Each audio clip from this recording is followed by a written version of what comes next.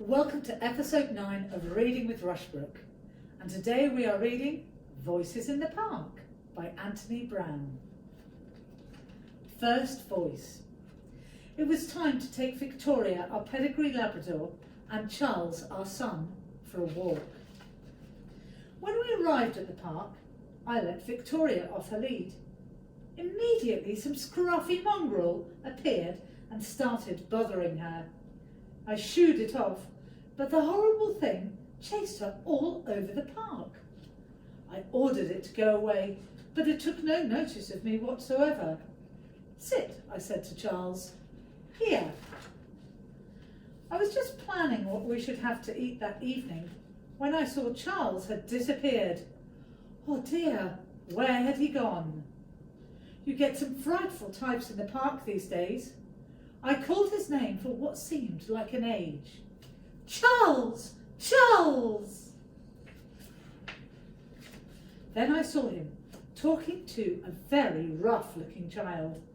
"Charles, come here, at once," I said. "And come here, please, Victoria." And we walked home in silence. Second voice. I needed to get out of the house, so me and Smudge and the dog took the dog to the park. He loves it there. I wish I had got half the energy he's got. I settled on a bench and looked through the paper for a job.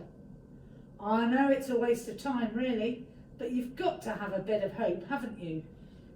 Then it was time to go. Smudge cheered me up. She chatted happily to me all the way home. Third voice. I was at home on my own again. Oh, it's so boring. Then Mummy said that it was time to go for our walk. There was a very friendly dog in the park, and Victoria was having a great time.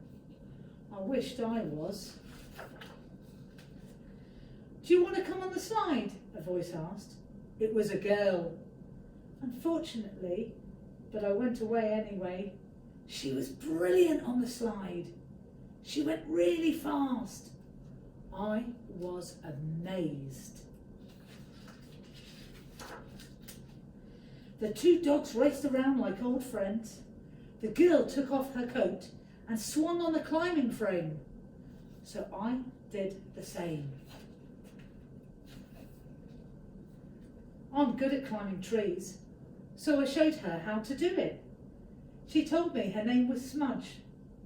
A funny name, I know, but she said she's quite nice. Then Mummy caught us talking together, and I had to go home. Maybe Smudge will be there next time. Fourth voice. Oh, Dad had been really fed up, so I was pleased when he said we could take Albert to the park. Albert's always in such a hurry to be let off his lead. He went straight up to this lovely dog and sniffed its bum. As always, he loves doing that. Of course, the other dog didn't mind, but its owner was really angry, the silly twit. I was talking to this boy. I thought he was a bit of a wimp at first, but he's okay. We played on the seesaw and he didn't say much, but later on he was a bit more friendly. We both burst out laughing when we saw Albert having a swim, and then we all played on handstand, and I felt really, really happy. Charlie picked a flower and gave it to me. Then his mum called him and he had to go. He did look sad. When I got home, I put the flower in some water and I made Dad a nice cup of tea. Voices in the Park by Anthony Browne.